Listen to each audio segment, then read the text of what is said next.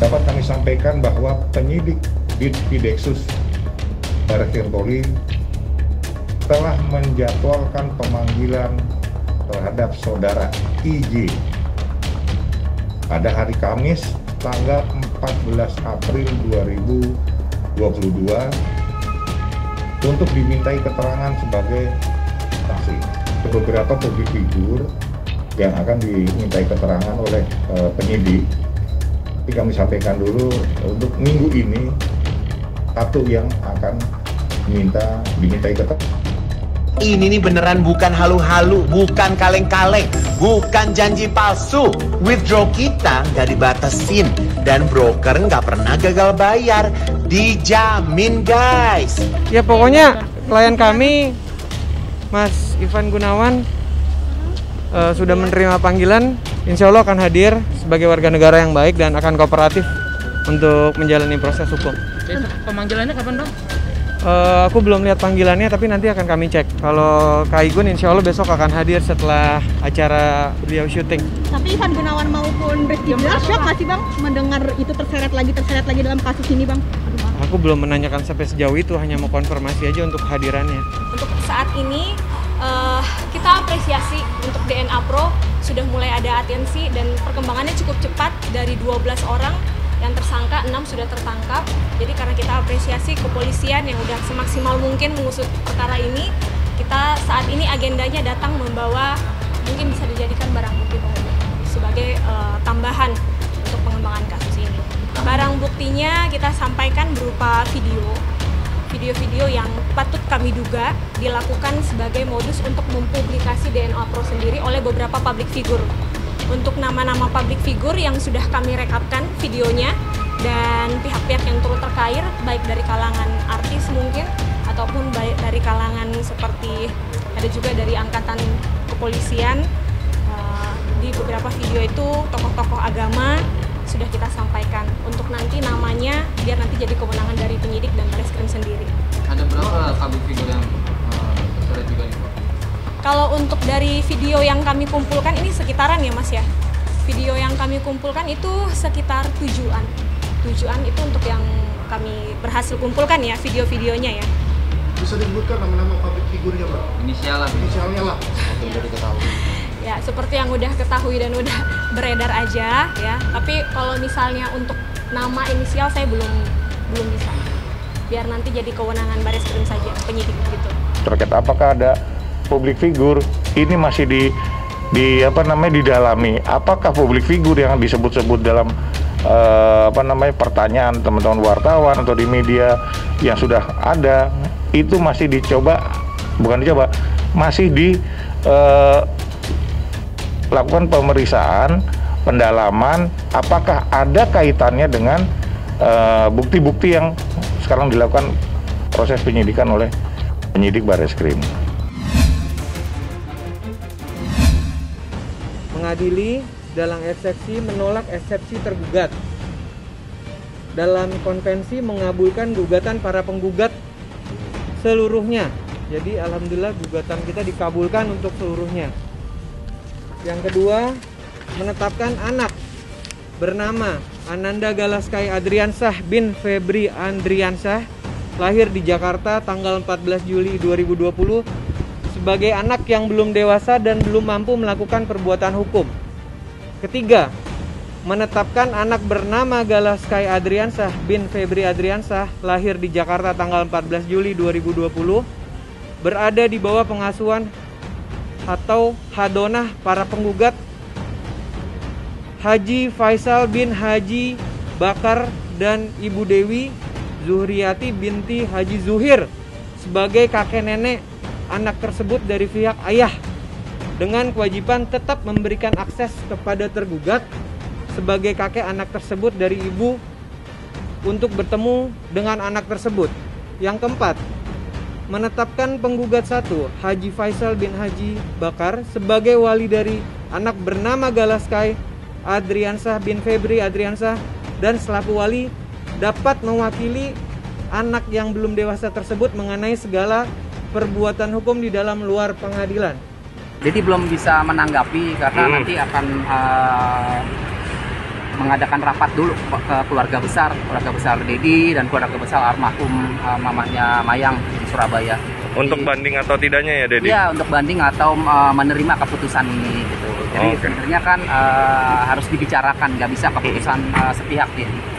Jadi nanti kalau misalnya sudah rapat dengan keluarga besar baru jadi bisa menyampaikan hasilnya apa, banding atau menerima. Walaupun saya dari awal yakin bahwa keputusan itu akan seperti itu,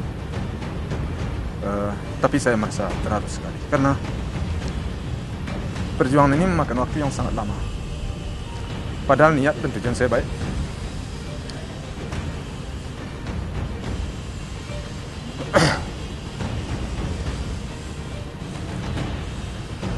Niat saya ingin menyelamatkan cucu.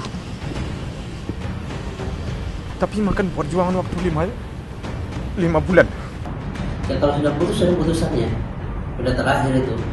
Kecuali salah satu pihak keberatan yang mereka bisa banding. Tapi Kita mungkin dari pihak keluarga Dodi, kalau dia nggak terima berarti kan banding. Kalau Faisal ya jelas menerima dia. Ya, harapannya sebenarnya kan harusnya Gala itu jatuhnya ke keluarga nasab ibunya, keluarga Dedi. Tapi ini kan ke keluarga Pak Faisal. Ya nggak tahu pertimbangannya pengadilan agama itu seperti apa. Tapi ya sudah, ini kan sudah diputuskan. Ya sudah, nanti kita akan bicarakan mengenai banding atau menerima. Pasti jangan ditutup akses untuk bertemu dengan Pak Faisal, dengan Gala ya, karena biar gimana pun keluarga ingin bermain dan bertemu dengan Gala ya. Ya walaupun demikian tetap bahwa Pak Dodi berhak atau bisa menemui, mengajak karena sebagai cucu dan sebagai kakek bisa tetap punya hak yang sama, cuman secara administrasi yang menguasai adalah Pak Faisal. Dengan putusan pengadilan ini. Ya kalau dia mau menemui ya izin Pak Faisal.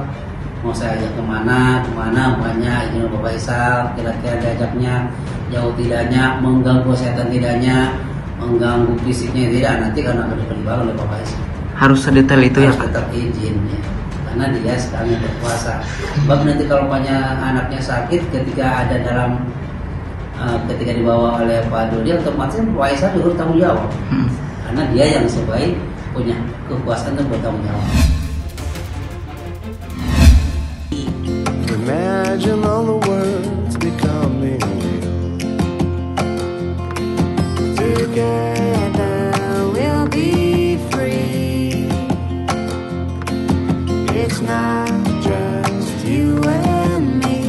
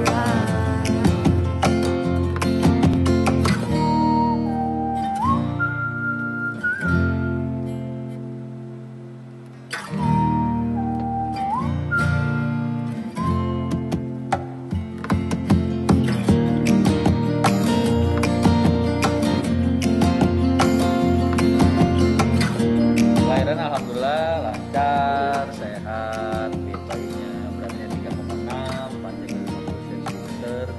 Terus prosesnya juga nggak terlalu lama ya dok kemarin? Berapa lama dok? Berapa menit ya? Karena kalau operasi itu selama nggak ada problem dari awal pembukaan kulitnya sampai dengan akhirnya lahir nggak nyampe 4 menit ya, sekitar 4-5 menit kan bekas sesar sebelumnya gitu. Tapi alhamdulillah iya kemarin cepet banget, dan yang bikin tenang tuh kemarin tuh sebelum operasi ada visit dari dokter anestesinya, dan seperti bisa dilihat nih dokter di sini tuh kayak gimana sih, kayak ke temen gitu loh kalau ngobrol. Jadi kitanya juga bawaannya tenang, santai gitu. Orang kita ngobrolin, jadi besok nanti ada suntikannya gini, nanti ada ininya gini, obatnya gini, kayak ngobrol sama temen. Jadi justru ketegangan saat mau operasi tuh banyak terbantu gitu. Kalau yang kedua tuh lebih bawaannya tuh kita lebih fun. Kalau yang pertama tuh kan excited tapi tegang tapi takut karena kan belum pernah. Terus anak pertama juga, jadi kayak bener-bener gimana gitu. Kalau yang kedua tuh karena udah ada bayangan sebelumnya, jadinya tuh lebih relax, lebih fun, terus udah gitu nyaman juga. Tapi yang saya berkesan ya, ini juga saya nggak pernah nih Bu, terus terang sebelumnya sama si pasien-pasien yang lain ya. Jadi pas bayinya mau lahir tuh biasanya kan tegang ya, entah ibunya cuma diem aja, suaminya juga nunduk ke bawah gitu. Kalau ini sepanjang bayinya mau lahir itu si Bu Fitri tuh kayak doa terus tuh, nyebutin anak saya tuh jadi anak yang baik gitu-gitu terus gitu. Cuman requestnya cuma satu, layarnya kan dokter nawarin nanti perut kan ada layarnya, layar operasinya nanti mau dilihatnya. Dok, daripada nanti saya pingsan daripada nanti dua-duanya pingsan ngelihat layarnya akhirnya namanya nanti lengkapnya bisa dilihat di Instagram aku ya, tapi namanya Kania KANYA Aisyah AISA Hanara, yang artinya kebanggaan Ustaz Hanafi dan Fitri Rahmawati yang cantik, makmur dan beruntung, amin. Harapannya tapi yang kita ngerasa tuh ini rezeki pindah rumah baru kayaknya, karena begitu pindah langsung hamil, alhamdulillah. Padahal yang anak pertama kan itu harus menunggu sampai 5 tahun kan gitu, dan begitu yang pindah rumah alhamdulillah dapat rezeki. Justru itu dia waktu anak pertama itu kan yang pada PCOS itu nunggu bisa dapat treatment dulu ya, ada treatment dulu. Waktu itu kita kayak konsul ke dokter itu 3 bulanan. Nah begitu kita konsul setelah 5 tahun menunggu, alhamdulillah dapet. Nah makanya yang kedua ini surprise gitu, justru nggak pakai konsul, justru malah tadi rencananya mau di awal tahun 2022 mau mulai konsultasi lagi yuk, kan Sada udah di Sapi, jadi mau nambah anak kedua mumpung masih inget nih gitu sih cara megang anak pas Sada gitu. Tapi ternyata sebelum treatment malah dikasih. Nggak ada pengaruhnya kayaknya ya dok ya? Nggak ada sih, kalau udah hamil pada pasien PCOS memang biasanya pas menuju hamilnya tuh yang perlu ditreatment mungkin usaha sedikit. Tapi kalau sudah hamil sebenarnya pemantauannya sih sama aja, dan itu terbukti tuh dari Ibu Fitri. Dan cerita seperti ini banyak tuh yang sebelumnya usaha lumayan gitu ya, pas anak keduanya malah langsung dudut, makanya mungkin Bu Fitri anak ketiga 4 langsung dudut gitu. Oh belum, jangan cepet-cepet ya. 2 aja kan ya kita kan, 2 aja kan, 2 aja. Nggak penasaran kan? Ya kan? Nggak mas? Ya tatap aku dong. Nggak, mas tatap aku. Iya, enggak. Untuk saat ini nikmatin yang ada dulu. Minggu depan. Untuk saat ini dan saat seterusnya. Tapi minggu depan kita nggak tahu. Jadi kalau program juga kan, program pemerintah. Maksudnya kan kalau mau jalan-jalan atau apa gitu kita, kalau 2 cukup, kalau 3 tuh kayaknya 2 cukup kan ya mas ya? Tadi astagfirullahaladzim. Tadi tanya bulan depan, tanya lagi mungkin beda. Kayaknya sih udah. Tapi lahirannya sakit kan? Enggak. Oh, enggak. Ini jujur ya. Pokoknya hamil sama lahiran lebih sakit hamil. Benar, ini proses kelahirannya. Kalau mau nggak sakit sama dokter Sandi nih, selain jago pantun juga ada pantun lagi. Jago juga nih. Jangan operasi operasi. Tapi jujur ya, ini jujur beneran hamil sama proses pas lahiran, anaknya lebih sakit pas hamil.